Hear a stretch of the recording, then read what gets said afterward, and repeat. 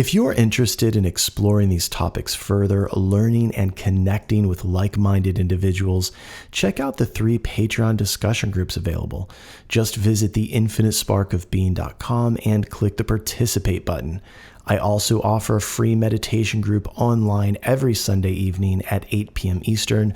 Just go to any of my social media profiles for the link found in my link tree. There's no pressure to be on camera or to actively participate in any of these groups. Just come and listen and enjoy. Join an online spiritual community of everyday people committed to understanding the human experience more deeply through spiritual practices that we can apply to our everyday lives. Join us.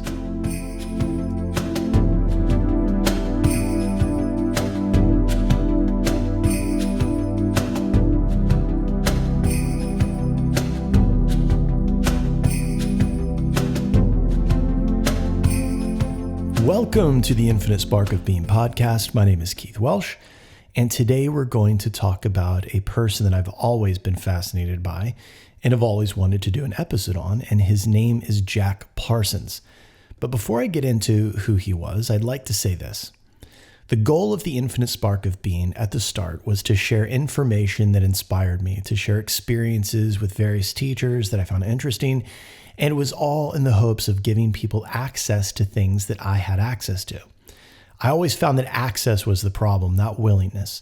And of course, as time went by, access grew thanks to things like Facebook and Instagram. They really helped to expose people to ideas that they would have never gotten a hold of if it weren't for social media. I mean, sure, the internet was there, but you still needed to know what to type in. However, social media allowed people to share and to share quickly. It gave people, for better or worse, a way to share their feelings and their views on things. Now, when I started the podcast, it was meant to be a way for me to teach you guys the things that I'd been teaching clients in the field of mental health and addiction.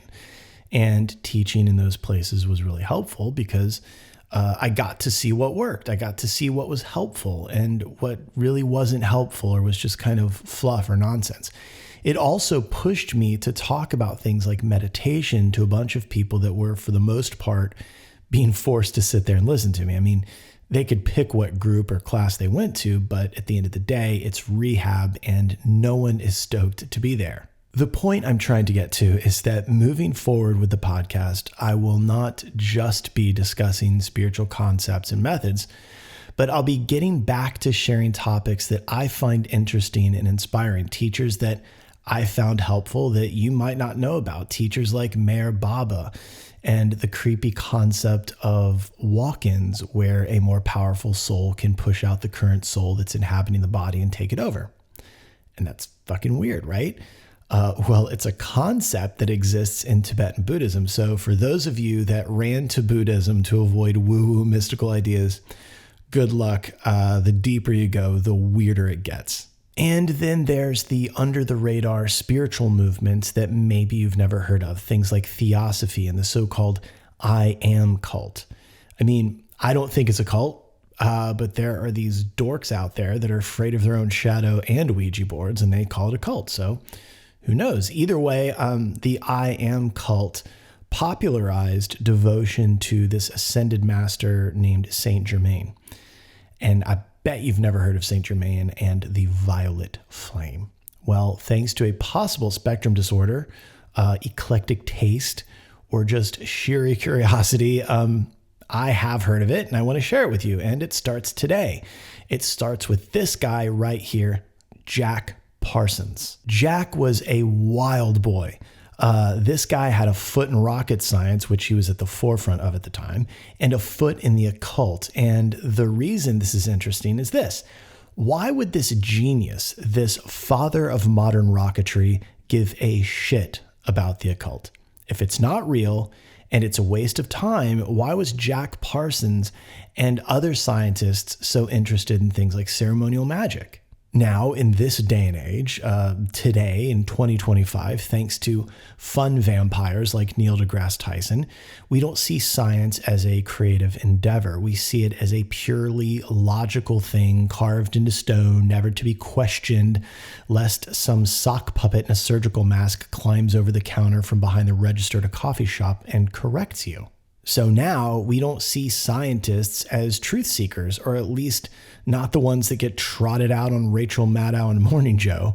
When I think of free thinkers and truth tellers, I don't think of these talking heads that sit behind a desk. If you ever wondered what's behind it, right? Like what's on the other side of the desk? Like if we move the desk, will there be two guys from Pfizer, one with his hand up Joe Scarborough's ass while the other one works the hands like some Sesame Street puppet? I don't know. Anyway, Jack Parsons believed that he could summon divine forces and manifest his will through ritual magic. By the way, that's magic spelled M-A-G-I-C-K, not M-A-G-I-C-K. One is a party trick and the other one is not. So Jack lived at the intersection of science and spirituality. And that brings us to the question I asked earlier. It's a question that we'll probably go back to, but why would this rational scientist be eyeballs deep in mysticism? Right? Like, what did he see that everyone else didn't? What did he think this unseen world had to offer him that he couldn't get through science? Now, remember, he wasn't the only one. He wasn't the only man of science to take interest in spirituality. In fact, it's been pretty common with some of the most notable figures in science. And we'll get more into that later. But in the meantime, we're going to try to stay on track. But we're also going to get into his relationship with Aleister Crowley, the man that Churchill called the most wicked man in the world, and L. Ron Hubbard. Yes, the founder of Scientology. He and Hubbard attempt the Moonchild ritual, which is kind of nuts. The whole thing gets very crazy. And we're going to look at how his scientific creativity may have been influenced by his belief in the occult. And again, why were so many minds like Tesla and Newton and Jung drawn to this world? And why aren't we more curious about that? Anyway, let's get into it. So Jack Parsons was actually named Marvel Whiteside Parsons. Now, if that doesn't scream wild science mystic, I don't know what does. It's like that old Seinfeld joke. If you name your kid Jeeves, you're pretty much mapping out his future. But he was born in Los Angeles on October 2nd, 1914, and was raised by his mom and his grandparents because his dad cheated on his mom and left. So it was not idyllic. And you got to remember, back then, things were very different. Either way, we all know that this adversity is grist for the mill. He was a super imaginative kid, obsessed with science fiction, and that was the seed. You don't get a Jack Parsons without having some difficulty in there. And right here, I want you to think about something. Think about rock music in the early years. They didn't have rock music to listen to. Think about that. They'd only heard things that weren't rock music. And that's so wild. So Jack didn't have Star Wars, Star Trek, or any of that shit. He had Jules Verne. So the things Jules Verne was writing were influenced by what? Think about that for a minute. Go back to music. You don't hear shit right now that's new. You don't hear anything you haven't heard before. You don't hear any new sounds. You know what I'm saying? Like, you don't hear songs or styles that are these fresh new things. Now apply this thought exercise to a kid born in 1914. He reads Jules Verne and then becomes a pioneer of modern rocketry. And that is pretty remarkable when you think about the fact that he really didn't have that many references. So Parsons becomes a teenager, starts building his own small rockets and launching them in his backyard and trying to perform these weird little rituals to contact spirits. And you know how I've often said that when we feel drawn to a practice, it's probably because we engaged in it in the past? Well, here we are. You know, Jack couldn't go to a fucking Walmart and buy a model rocket kit, which I don't think kids even do anymore, but you could when I was a kid. You could buy these model rockets and launch them in the air. He was doing this all from scratch. He couldn't Google or use ChatGPT to find out how to build a rocket or summon a spirit. He wasn't surrounded by mystics and rocket scientists. He didn't have anybody to ask. Think about that for a second. Back then, you were just kind of on your own if you didn't have anybody to talk to. So we're going to move through his life pretty quickly here for obvious reasons. But in the 1930s, he and some friends co-founded the JPL, Jet Propulsion Laboratory. It became pretty famous because this was all considered fringe science at the time. Most scientists thought it was impractical and absurd. I'll repeat that. Jet propulsion was considered fringe, impractical, and absurd. We can't do that. That's ridiculous. Trust the science. I mean, a lot of times people that can't think outside of the norm or outside of the box that was provided by the state, they dismiss things. Most people simply memorize what they were told was the truth, repeat it back to the state-sanctioned experts, and move on. This is the Carlos Castaneda quote. You were given a description of reality and beaten over the head with it until you repeated it back to them.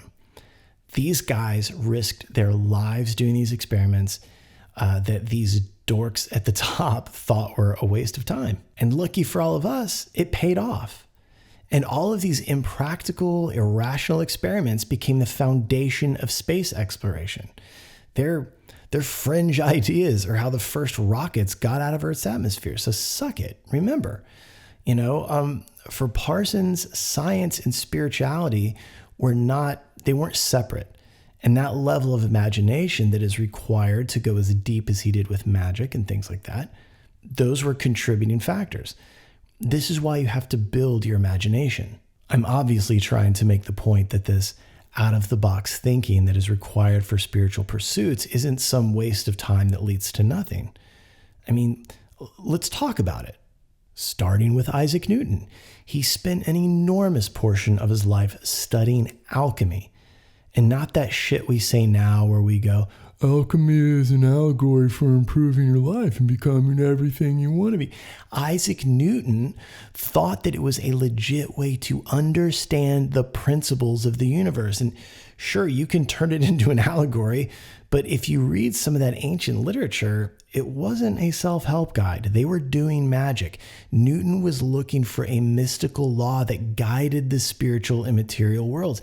He didn't see a contradiction between studying the mystical and the material.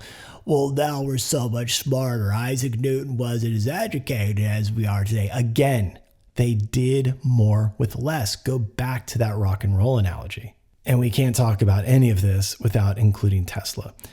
But he was in love with a pigeon and drawing pure energy from the fucking air. Let the man cook. I'm so sorry his relationships weren't as successful as yours. He was working with the Akashic field, for fuck's sake. And no, I don't mean the Akashic record. That thing that the lady wearing crystals talked you into and then told you that you were once Cleopatra and your ex-boyfriend was a narcissist. I'm talking about the Vedic idea of the Akashic field. Nikola Tesla was Edison's greatest nightmare. He invented AC power, the ability to use wireless remote controls. The guy made a wireless remote control boat in 1898. That was bordering on witchcraft back then. He also invented hydroelectric power, the Tesla coil, which is why we have wireless technology now. And I'm not going to go down the whole list, but you enjoy a lot of the 21st century comfort because of Tesla. And he was also into some mystical shit.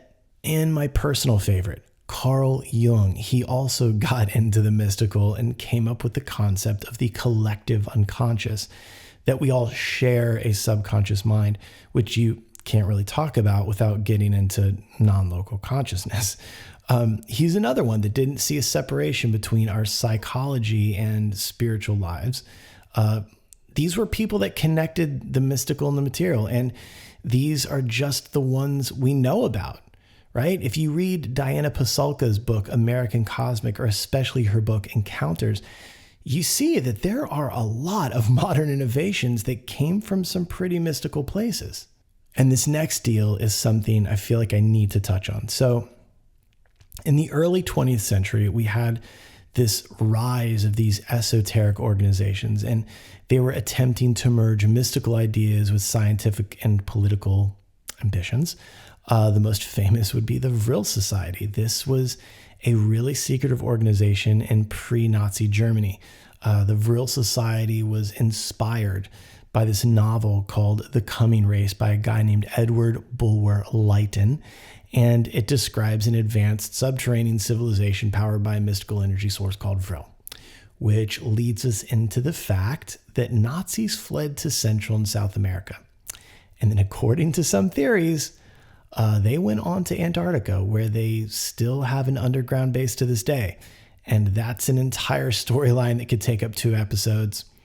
Why I told you that will make sense, hopefully, in a minute. But the Vril Society believed that they could access this energy, Vril, through meditation and ritual. Now, a lot of the Vril Society's practices are shrouded in speculation. We have little to no idea what they were really up to, but their influence on the early Nazi party is well documented. People like Heinrich Himmler were deeply interested in these esoteric traditions and incorporated a lot of elements of mysticism into Nazi ideology. Granted, they twisted things up a bit in their application. These examples show how mystical ideas have historically interested folks in science and politics. It's not a mystery. Now, what is the reason I told you that? Well, Madame Helena Petrova Blavatsky, the founder of Theosophy, was inspired by the writings of Edward Bulwer Lytton. She saw it as an example of how many authors in history hid esoteric ideas and stories and things that were meant for mass consumption. An example would be the comic book series, The Invisibles. It's a very esoteric series, and the author, Grant Morrison, is himself a student of the occult. You can see this in a lot of movies. Another example would be The Matrix. On a very small scale, I hid a lot of my early mystical experiences in poems and in illustrations in that first book titled The Agreement, because I felt crazy just openly talking about what I experienced. But, I still had this deep compulsion to share it with others. Well, Blavatsky saw Edward's writings in that way because she had this vast knowledge of ancient texts herself. So when she read his stories, she thought, wow, this guy knows what I know. Now, her story is also a bit sketchy, a bit wild. She was definitely a bit of a rascal and a huckster for her time. But when you read her writings, you see a deep knowledge of these very secretive, esoteric texts. When you read the information she was getting from these beings that she called the secret chiefs, the truth of what she is saying is undeniable, especially when you compare it to ancient writings. And this is where she gets complicated.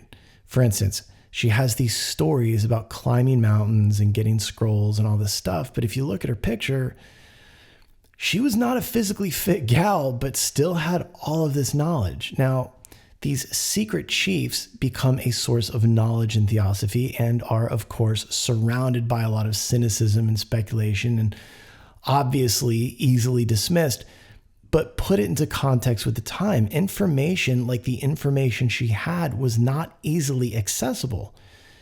It wasn't just in a library. You couldn't just Google it. Anyway, Theosophy was also a huge influence on the spiritual beliefs of the Nazis, though they wildly twisted the point of Theosophy into something pretty gross. For instance, an example would be when Blavatsky is referencing race from things like the Vedas, she didn't mean race as in white, black, brown, yellow, purple. She meant like in the Vedas, as in the humans are a race, the Nagas are a race, Yakshas are a race. Trauma responses, anxiety, ruminating thinking, grief and loss, stress, these are all reoccurring patterns in the mind.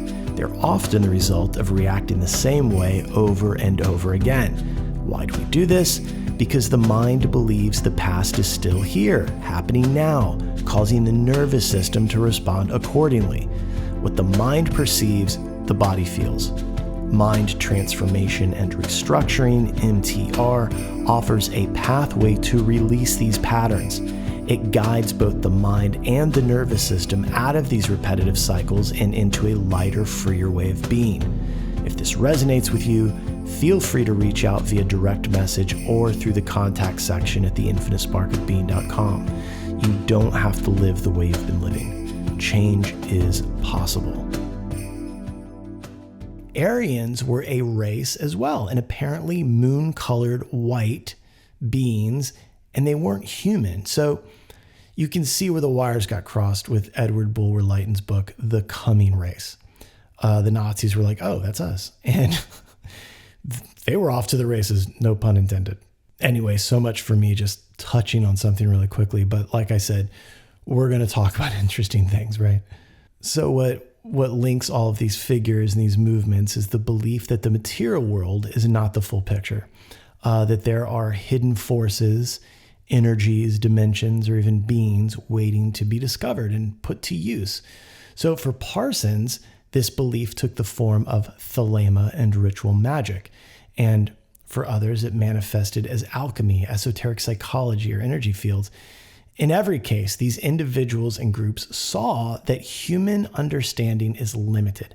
They recognized the limits of the 5 faulty senses. And what they wanted to do was they wanted to connect the seen with the unseen.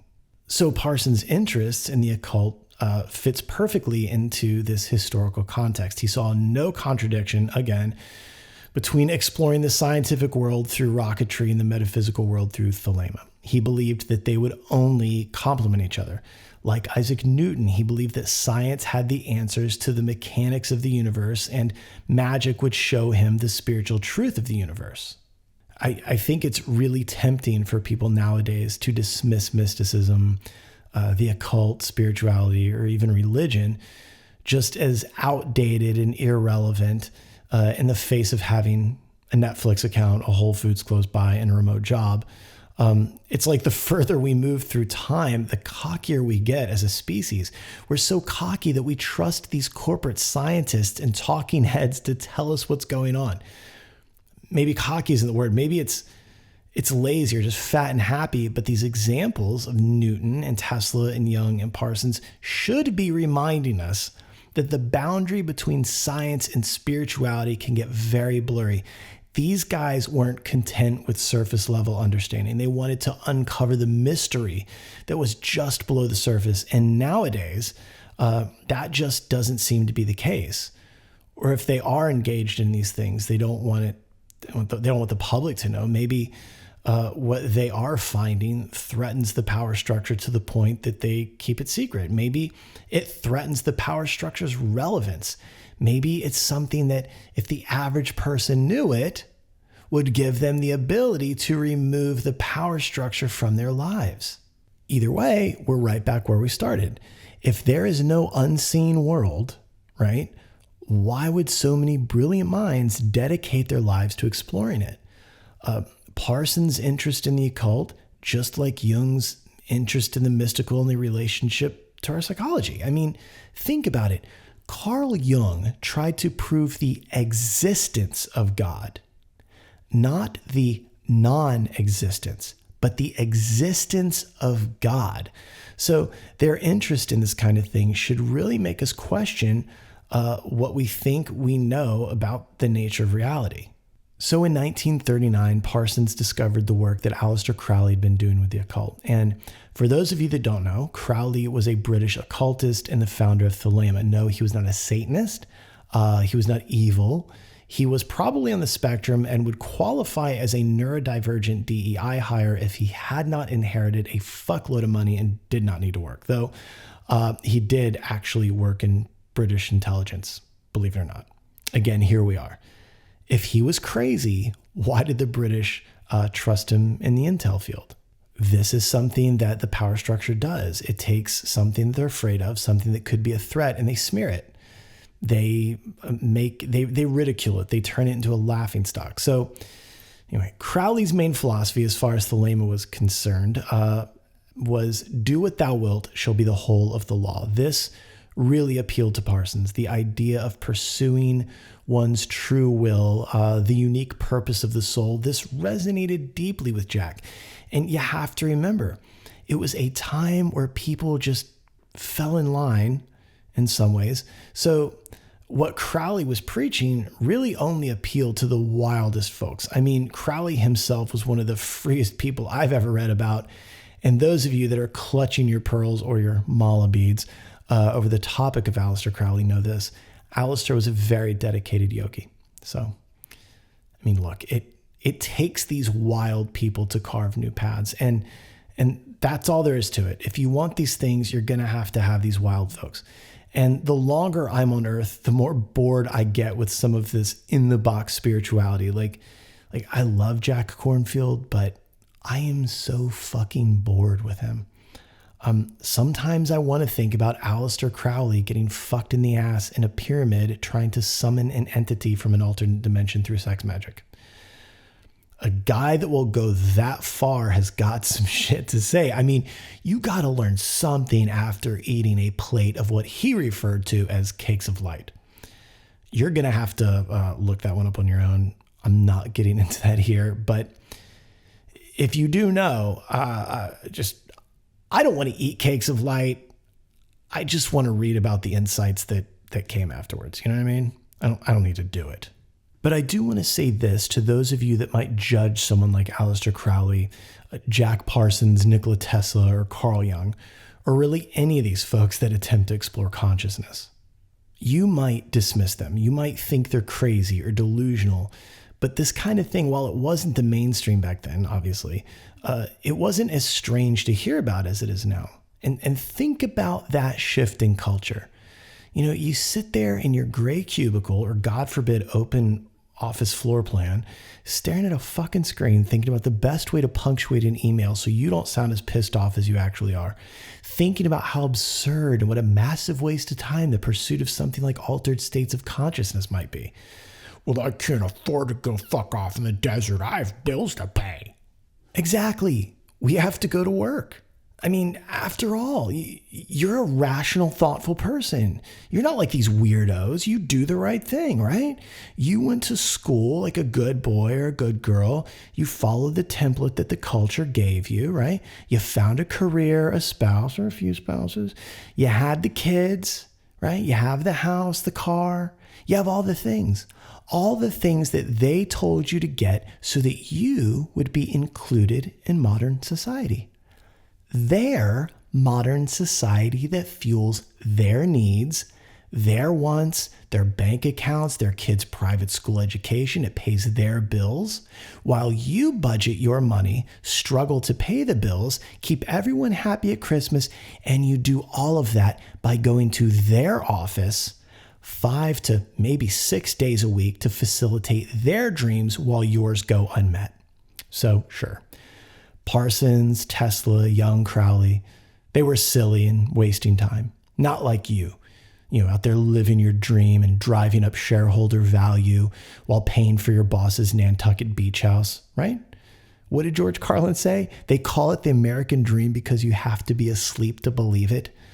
Or did the power structures plan to crush dissent and free thinking work? Give them bread and circuses and they will never revolt. So, anyway, Parsons ended up joining the Ordo Templi Orientis, aka the OTO. And for those of you that don't know, because you can still have fun at parties and talk about normal shit, the OTO is a Thelemic organization. And when he joined, he ate it up. And by the early 1940s, he was leading the Agape Lodge in Pasadena, California. At this point, it's safe to say that Jack had other goals in life, different goals than maybe his peers. But under his leadership, that lodge became this hub for occult activity. They were doing elaborate rituals. They were getting into sex magic and probably wife swapping, who the fuck knows. But I'll tell you what, I'll tell you who was there for it.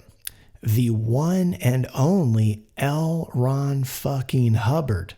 That's right, the founder of Scientology.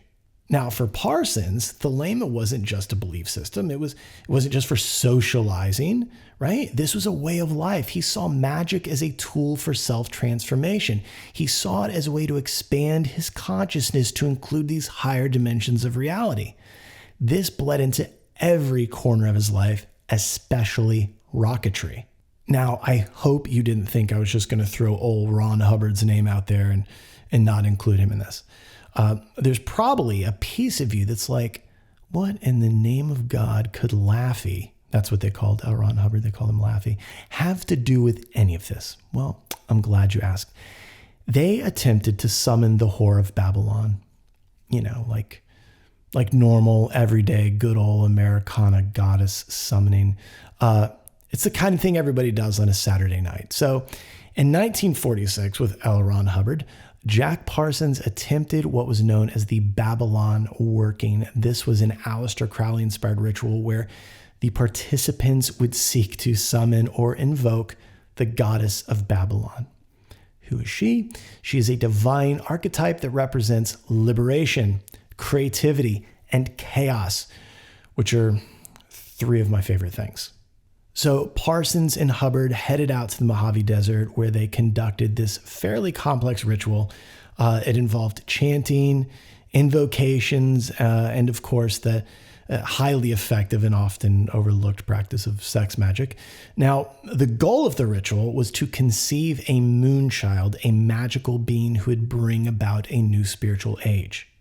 So they did all the things, and afterwards Parsons believed the ritual was a success.